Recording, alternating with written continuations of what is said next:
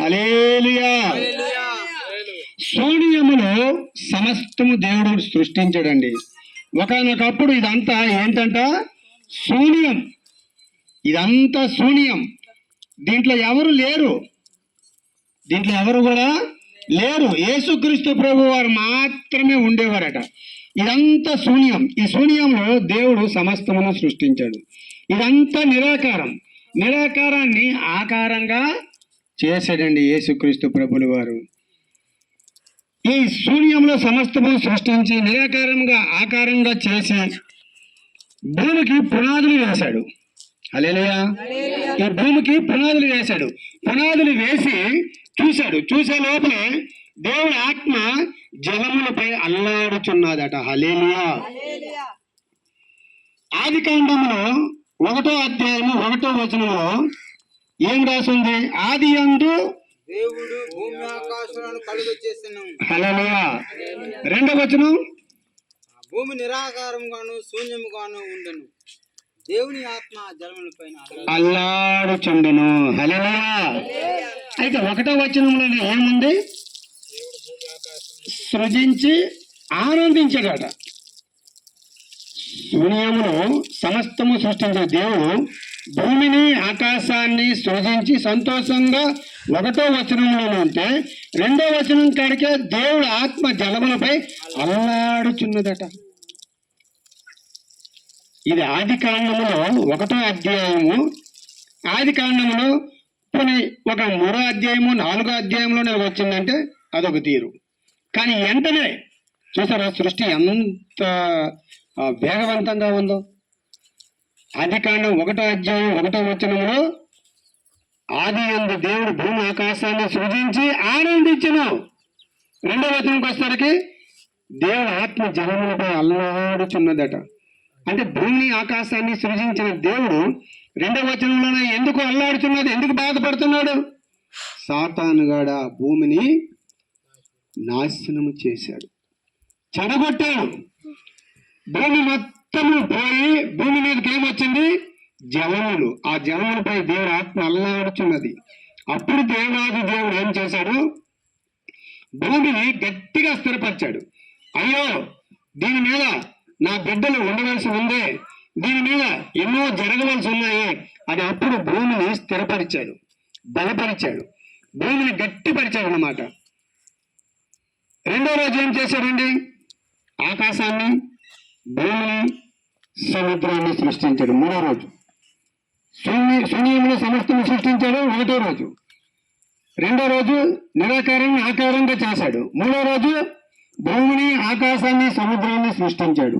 4వ రోజు సూర్య, చంద్ర, నక్షత్రాలను సృష్టించాడు.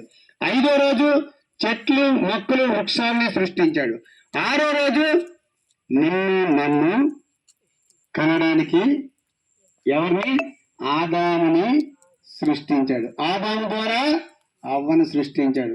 6 రోజులు కూడా దేవాది దేవుడు పనిచేసి 7వ రోజు ఏం చేశాడండి? విశ్రాంతి తీసుకున్నాడు. ఆ 7వ రోజు ఆదివారం విశ్రాంతి దినముగా మనకి మారింది. హల్లెలూయా, హల్లెలూయా, హల్లెలూయా. దేవుడు 3వ రోజు సూర్య, చంద్ర, నక్షత్రాలను సృష్టించాడు. అంటే దేనిని సృష్టించాడండి? సూర్యుడు, చంద్రుడు, నక్షత్రాన్ని 4వ రోజు సృష్టించాడు. 3వ రోజు ఏం సృష్టించాడు? భూమిని, ఆకాశాన్ని, సముద్రాన్ని. భూమి, ఆకాశం, సముద్రం ఒకప్పుడు ఏముండేవి? కలిసి ఉండేవి. నా చిన్నప్పుడు నేను అన్యంలో నుంచి వచ్చినండి. నేను పుట్టిన నుంచి క్రైస్తవుడిని కాదు, నేను అన్యంలో నుంచి వచ్చి దేవుని తెలుసుకొని దేవుని నమ్ముకునేవాడిని. చిన్నప్పుడు మా ముసలమ్మలు ఏం చెప్పేవారంటే, ఆకాశం భూమి కలిసి ఉండేవి, పేదరేసిపెద్దలు సీపురుతో తుడుతుంటే ఆకాశం బీపులు తగులుకుందని సీపురు కట్టుకుని పేదరేసిపెద్దమ్మ ఆకాశం కొడితే ఆకాశం పైకి వెళ్ళిపోయిందట. హల్లెలూయా, హల్లెలూయా. మేము కూడా అలాగే నమ్మేసేవారు.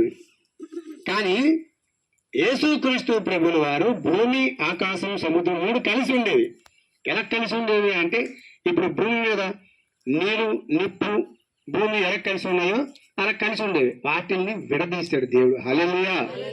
ఆకాశాన్ని, భూమిని, సముద్రాన్ని విడదీశాడు. ఎప్పుడైతే విడదీశాడో ఇది మంచిగా ఉంది అనుకున్నాడు. ఆ తర్వాత 4వ రోజు సూర్య చంద్ర నక్షత్రములను సృష్టించాడు. సూర్యుడు దేనికండి? పగటిని ఏలడానికి. చంద్రుడు దేనికండి? రాత్రి ఏలడానికి. మరి నక్షత్రములు మనకి కాంతినివ్వడానికి. హల్లెలూయా, హల్లెలూయా, హల్లెలూయా. మా పూర్వీకులు అంటే మా అమ్మ వాళ్ళు చుట్టాలు ఏమనేవారంటే, అదరా మీ అమ్మ ఎక్కడ ఉందరా ఆ నక్షత్రం అంటే మీ అమ్మ ఇవ్వరు. హల్లెలూయా. అదరా కోడిలాగా ఉంది కదా ఆ నక్షత్రం, దాని చుట్టూరు 10 నక్షత్రాలు ఉన్నాయి, అది మీ అమ్మరా, ఆ 10 మంది పిల్లలను మీరుగా అని చదివారు. హల్లెలూయా, హల్లెలూయా, హల్లెలూయా. ఆ 10 మంది పిల్లలు ఉన్నట ఎవరు? నా కుటుంబం మాట. అది దేవుడు చేసిన సృష్టి వీళ్ళకి అర్థం కాదండి. ఏదో నోటికొచ్చినట్టే చెప్పేస్తారు, నోటికి తలుపు దారిపన్నా. హల్లెలూయా. సూర్యుడిని, చంద్రుడిని, నక్షత్రాన్ని ఎందుకు సృష్టించాడంటే ఇదంతా ఎలాగుండేది? సూర్యుడుగా. రాత్రి అయిన తర్వాత చూడండి, మనం అటు పక్క చూస్తే ఎలాగుంటది? శూన్యంగా ఉంటది, నిరాకారంగా ఉంటది, అటు పక్క వెళ్ళలేము. అదే పగలు చూడండి. అయితే రాత్రి పగలు అవ్వాలంటే ఎలా ఉండాలి? రాత్రి ఏమిటకి ఎవరుండాలి? చంద్రుడు. పగటి వెళ్ళడానికి ఎవరుండాలి? సూర్యుడు. ఈ సూర్యుడిని, చంద్రుడిని కూడా సృష్టించింది దేవాది దేవుడైన నా యేసయ్యే. హల్లెలూయా. తర్వాత భూ జంతువులు, ఆకాశ పక్షులు, సముద్ర వృక్షములు సృష్టించిన యెహోవా. అదేంటండి దేవుడు సృష్టించాడు భూ జంతువులు, ఆకాశ పక్షులు అంటే? అవును, భూ జంతువులు ప్రతి ఒక్క జంతువులు కూడా మనము తినడానికే. కోడిని మనం తింటాం లేదా? మేకను మనం తింటాం లేదా? గొర్రెను మనం తింటాం లేదా? ప్రతి ఒక్కటి కూడా మనం తినడానికే సృష్టించాడు. దేవుడు అన్నాడు, మానవుడా నీవు తినడానికి ఇదంతా సృష్టించాలని దేవుడు చెప్పాడు. అది ఎన్నో రోజు రెడీ చేశాడు దేవుడు మన కోసం? 4వ రోజు. 5వ రోజు చెట్లు, మొక్కలు, వృక్షాలు. చెట్లు, మొక్కలు, వృక్షాలు ఎందుకండి? దేని గురించి అండి? మనకేం అవసరమైంది అనొచ్చు. చెట్లు లేకపోతే ఈ రోజు మనకి ఆక్సిజన్ లేదు, వృక్షాలు లేకపోతే మనకి ఈరోజు ఫలాలు లేవు, అదే మొక్కలు లేకపోతే ఈ రోజు మనకి ఆకుకూరలు లేవు, ధాన్యము లేదు. మనం ఏం తిని బ్రతుకుతామండి? హల్లెలూయా. ఒకనొక కథలోన రాజు వేటకెళ్ళాడట. వేటకెళ్ళి ఆయన తెచ్చిన ఆహారం అంతా అయిపోయిందట. అయిపోయిన తర్వాత ఆ రాజుకి ఆకలేస్తుంది. ఆకలేస్తుంటే ఆ అడవులోన ఒక ముసలమ్మ ఇల్లు ఉంది. అమ్మ నాకు ఆకలేస్తుంది, కొంచెం అన్నం పెట్టమని అంటే ఆమె పచ్చ గడ్డితో పచ్చడి చేసి అన్నం పెట్టిందట. అది చాలా రుచిగా ఉందట. ఆ రాజు, అమ్మ నువ్వు దేంతో చేసావమ్మా ఈ పచ్చడి? నిజంగా చాలా అద్భుతంగా ఉందమ్మా, ఇలాంటి పచ్చడి నేను ఎప్పుడు కూడా రాజమందిరంలో తినలేదమ్మా అని అన్నాడట. అయ్యా నిజం చెప్తున్నాను, నేను ఈ పచ్చడి చేసింది ఓన్లీ పచ్చగడ్డితో. హల్లెలూయా. దేంతోని? పచ్చగడ్డితో. అమ్మ ముసలిదానా, నేను పచ్చగడ్డి తిన్నా కనబడుతున్నాను నీ కంటికి అనేసి రాజు కోపం అయిపోయాడు. అయ్యా నాకు ఇక్కడ ఏమి దొరకవయ్యా, ఇదే నేను వండుకొని తింటానయ్యా అని అంటే, అట్లా దేవుడు ఈ ఆకుకూరలు, ఈ వృక్షాలు ఇవన్నీ ఎందుకు సృష్టించాడు? మనం పచ్చగడ్డి తినకుండా ఉండడానికి. హల్లెలూయా, హల్లెలూయా, హల్లెలూయా.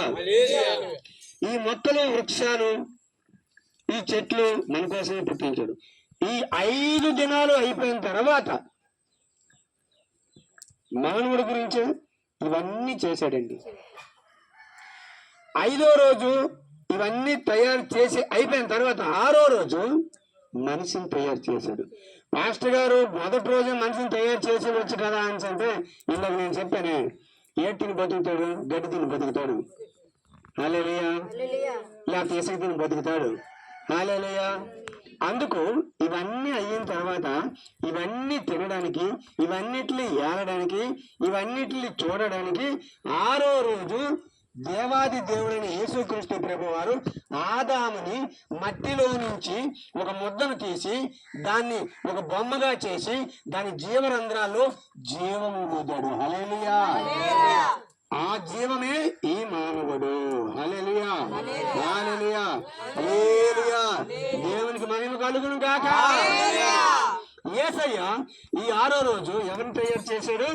మనిషిని తయారు చేసి మనిషి జీవరంధ్రంలో జీవం ఊది అప్పుడు ఆదాము అగో నీకోసమే ఈ సృష్టి అంతా ఏలు అనేసి చెప్పి దేవుడు మళ్ళా మాయమైపోయాడండి. అయిపోయిన తర్వాత దేవుడు చూస్తాడు ఈ ఆదాము ఇలాగ ఒంటరి వాడిగా ఉన్నాడు, ఈ ఆదాముకి ఏదో ఒకటి చేయాలి చేయాలని చూసి అప్పుడు ఆదాముకి గాఢ నిద్ర కలిగించాడు. ఆదాముకి ఇవన్నీ ఇచ్చాడు, చెట్లు, వృక్షాలు, మొక్కలు, భూజంతువులు, ఆకాశ పక్షులు, సముద్ర ముత్యములు అన్నీ ఇచ్చాడు. కానీ మానవుడికి వాటితోనే అంటే జస్ట్ అయితే ఉండగలం కానీ అంత కాలం అంతా ఉండలేము కదా. దేవుడు చూశాడు, అయ్యో లాభం లేదనుకొని గాఢ నిద్ర కలిగించి పక్కటెంలో నుంచి ఒక ఎముకను తీసి నారిని తయారు చేసి ఆదాముకి స్పృహ తెప్పించి ఈ అవ్వని చూపించగానే ఆదాము సంతోషపడ్డాడు. హల్లెలూయా, హల్లెలూయా, హల్లెలూయా. ఈ సృష్టి అంతా దేనికి చేశాడండి దేవుడు? ఆకాశమందున్న దేవుడు, పరలోకమందున్న దేవుడు, పరదేశంలో ఉన్నటువంటి దేవుడు, దేవదూతలతో స్తుతింపబడుతున్న దేవుడు, పరిశుద్ధుడు పరిశుద్ధుడు పరిశుద్ధుడు పరిశుద్ధుడు పరిశుద్ధుడు పరిశుద్ధుడు పరిశుద్ధుడిని దీవించబడుతున్న దేవుడు, స్తుతింపబడుతున్న దేవుడు ఎందుకు సడన్ గా భూలోకానికి రావాల్సి వచ్చింది? భూలోకంలో ఈ మనుషులందరినీ తయారు చేయవలసి వచ్చింది, ఈ వంశవల్లో తయారు చేయవలసి వచ్చింది దేనికి? ప్రధాన దూత అయిన తేజో నక్షత్రమా, వేకువ చుక్క అనే ఒక దేవదూత ఉండేవాడు. వాడే ఇప్పుడు మన మధ్యన తగువులు పెడతాడు, అన్నదమ్ములు తగువులు పెడతాడు, అక్క చెల్లెలకు తగువు పెడతాడు, తల్లిదండ్రులకు తగువులు పెడతాడు, చుట్టాలకు తగువులు పెడతాడు, ఇద్దరు స్నేహితులకు తగువు పెడతాడు, చంపుకున్నట్టు చేస్తాడు, కొట్టుకున్నట్టు చేస్తాడు, నరుక్కున్నట్టు చేస్తాడు. హల్లెలూయా. వాడు ఏం చేశాడంటే దేవాది దేవుడు సింహాసనం మీద కూర్చుందామని ప్లాన్ వేశాడు. అయితే దేవుని పీఠం మీద మనం కూర్చోడం మనం ఏ పాటి వారమండి? ఇప్పుడు మాట ఉదాహరణకి నేనున్నాను, ఈ ఇటుక వలసలో దేవుడు మహాకృప, దేవుడు మంచి మందిరం ఇచ్చారు. మందిరం ఇచ్చినప్పుడు నన్ను తీసుకొని వచ్చో లేకపోతే పాస్టర్ గారిని తీసుకొని వచ్చో ఇది నడిపించండి అయ్యా అని నడిపించమని చెప్పు పాస్టర్ గారు ఊరెళ్ళి అటెండ్ వచ్చరికి ఆ సంఘం అంతా మేము తీసుకుంటే అయ్యగారు కోపం వస్తుందా రాదా? వస్తుంది. ఎందుకంటే ఆయన కన్న పిల్లలు, ఆయన పెంచిన పిల్లలు, ఆయన రాత్రి పగల్లో ప్రార్థన చేసిన పిల్లలు, ఆయన రాత్రి పగల్లో ఈ ఊరు గురించి ప్రార్థన చేస్తున్నాడు, ఈ ఊరు బాగుండాలని ప్రార్థన చేస్తున్నాడు, ఈ ఇటుక వలస బాగుండాలని ప్రార్థన చేస్తాడు, ఈ ఇటుక వలస మంచిగా ఉండాలని ప్రార్థన చేస్తాడు, ఈ ఇటుక వలసలో పాడి పంటలు పండించాలని ప్రార్థన చేస్తాడు, ఇటుక వలసలో ఉన్న ప్రతి ఒక్కరికి ఎలాంటి వ్యాధులు, ఎలాంటి బాధలు, ఎలాంటి దరిద్రాలు, ఎలాంటి దురాత్మలు, ఎలాంటి దుష్ట శక్తులు రాకుండా ఉండాలని ప్రార్థన చేస్తున్నాడు. ఉపవాసాలు ఉంటున్నాడు, కన్నీరు విడుస్తున్నాడు, మోకాల మీద ఉంటున్నాడు. ఆదివారం మొదలుకొని మళ్ళా ఆదివారం వరకు మీ గురించే, కేవలం మీ గురించే, మీ ఊరు గురించే ప్రార్థన చేస్తున్నాడు. మందిరం కావాలంటున్నాడు, ఈ ఊర్లో పాడి పంటలు బాగుండాలని ప్రార్థన చేస్తున్నాడు, పిల్ల పాపలు బాగుండాలని ప్రార్థన చేస్తున్నారు, ప్రతి ఒక్క పిల్లలకి మంచి జాబులు, గవర్నమెంట్ జాబులు రావాలని ప్రార్థన చేస్తున్నాను, ప్రతి ఒక్క ఆడబిడ్డలకి మగబిడ్డలకి మంచి పెళ్లిళ్ళు రావాలని ప్రార్థన చేస్తాను, వాళ్ళకి సంతానం ఎల్లగా మంచి కానుపు, ఫ్రీ కానుపు రావాలని ప్రార్థన చేస్తాను. హల్లెలూయా. ప్రతి ఒక్కరి గురించి పాస్టర్ అమ్మ గారు ఎంతో వేదనతో ప్రార్థన చేస్తున్నారు, ఎంతో రోదనతో ప్రార్థన చేస్తున్నారు, ఎంతో శోధనతో ప్రార్థన చేస్తున్నారు. ఎవరికైనా బాధ వస్తే, ఎవరికైనా వేదన వస్తే, ఎవరికైనా రోదన వస్తే, ఎవరికైనా శోధన వస్తే, అయ్యో నా ఇటుక వలస పిల్లలు ఇలా బాధపడుతున్నారు యేసయ్యా నీకు కనికరం లేదా అని ఉపవాసం ఉంటున్నాడు. మీ కడుపులు నింపడానికి కోసం సేవకుడు కడుపు కట్టుకొని ఉపవాసం ఉండి గోజాడి ఏడ్చి కన్నీరు విడిచి ప్రార్థన చేస్తాను. ఎవరి కోసం? ఈ ఇటుక వలస గ్రామ ప్రజల కోసం. హల్లెలూయా, హల్లెలూయా. 7 రోజులు దేవాది దేవుడు 6 రోజులు చేసిన తర్వాత 7వ రోజు ఏం చేశాడు? విశ్రాంతి తీసుకున్నాడు. అందుకు మనం కూడా దేవుడి బిడ్డలమైన మనము ఆదివారం రోజే సాతానుగాడు ఏం చేస్తాడు తెలుసా? నీకు 1000 రూపాయలు ఇప్పిస్తాను పనికి వస్తావా, నీకు 100 రూపాయలు ఇస్తాను పనికి వస్తావా, నీకు 2000 ఇస్తాను పనికి వస్తావని పిలుస్తాడు. ఎందుకు? శనివారం నుండి సోమవారం నుండి శనివారం వరకు మనకి ఏ పని ఉండదు. ఆదివారం వస్తే కవులు ఒకరు పని ఆశపడతారు. ఆడు రూపాయలు ఇస్తానన్నా మనం ఏం చేయాలి? ఒరే నాయన నువ్వు రూపాయలు ఇస్తానన్నా మాకు వద్దురా నాయన, ఆదివారం మేము మందిరానికి మాత్రమే వెళ్తాము. హల్లెలూయా. మేము మందిరానికి మాత్రమే వెళ్తాము, మాకు మందిరము మెయిన్, మాకు నీ డబ్బులు అవసరం లేదురా అని చెప్పి సోమవారం నుంచి నీకు 1000 రూపాయలు ఇస్తానన్నాడు, 2000 ఇచ్చి పనికి తీసుకెళ్తాడు. హల్లెలూయా, హల్లెలూయా, హల్లెలూయా. యేసుక్రీస్తు ప్రభులు వారు ఈ ఊరికి ఆయన ప్రణాళిక ఉందండి. ఆయన ప్రణాళిక ఏదో ఉంది. అందు గురించే ఈ ఊర్లో మందిరం కట్టాలని, ఈ ఊర్లో మందిరం కట్టాలని, ఈ ఊర్లోన ఆయన ప్రణాళిక ఉంది. గొప్ప ప్రణాళిక ఉంది, మంచి ప్రణాళిక ఉంది. ఎలాంటి ప్రణాళిక అంటే మీ పాడి పంటలు బాగు చేసే ప్రణాళిక, మిమ్మల్ని ఆశీర్వదించే ప్రణాళిక, మిమ్మల్ని దీవించే ప్రణాళిక, మిమ్మల్ని బాగు చేసే ప్రణాళిక, మీకు మంచి జాబులు వచ్చే ప్రణాళిక, మిమ్మల్ని పరలోకానికి దగ్గరుండి తీసుకెళ్లే ప్రణాళిక దేవుడు చూపించాలనుకుంటున్నాడండి.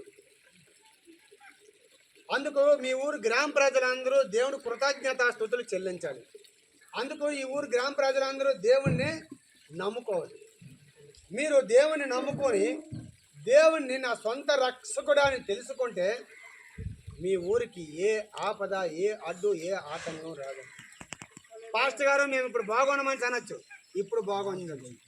రాబోతున్నవన్నీ దుర్దినాలు, రాబోతున్నవన్నీ చెడ్డ దినాలు, రాబోతున్నవన్నీ ఉగ్రత దినాలు. ఈ ఉగ్రత దినాల్లో మనం ఏమవుతామో మనకే తెలియదు. తల్లికి పిల్ల చెప్పం, పిల్లకి తల్లికి చెప్పం, ఎవరం ఎక్కడ మాయ అయిపోతామో తెలియదు. అందుకు నేడే రక్షణ దినం, నేడే బాప్తిస్మ దినం, నేడే సొంత రక్షకుడిగా ఒప్పుకున్న దినం. ఇదిగో పాస్టర్ గారు ఉన్నారు, మేమిద్దరు పాస్టర్ గారులు ఉన్నాం, పాస్టర్ అమ్మ గారులు ఉన్నారు. ఎవరైనా ఈ దేవుడు మాటలను నమ్మి ఒప్పుకొని దేవుడు నా సొంత రక్షకుడు అని తెలుసుకొని యేసుక్రీస్తు ప్రభుని నేను నమ్ముకుంటాను, నేను మారు మనసు పొందుతాను, నేను రక్షణ పొందుతాను, నేను బాప్తిస్మం తీసుకుంటాను. ఇదిగో పాస్టర్ గారు నాకు బాప్తిస్మం ఇవ్వండి, నేను దేవుడిని నమ్ముకుంటాను, నేను దేవుడి మాటలు తెలుసుకున్నాను, దేవుడు ఒక్కడే, దేవుడు ఒక్కడే, అది యేసుక్రీస్తు ప్రభువే అని నువ్వు నమ్మితే నువ్వు రెడీగా ఉన్నావా? మేము రెడీగా ఉన్నాం. ఈ చుట్టుపక్కల ఎక్కడైనా బట్టి వచ్చినా, ఏరు వచ్చినా, కోనేరు ఉన్నా మీకు బాప్తిస్మం ఇస్తాం. హల్లెలూయా. చిన్న వాక్యం దేవుడు దీవించును గాక. ఆమేన్.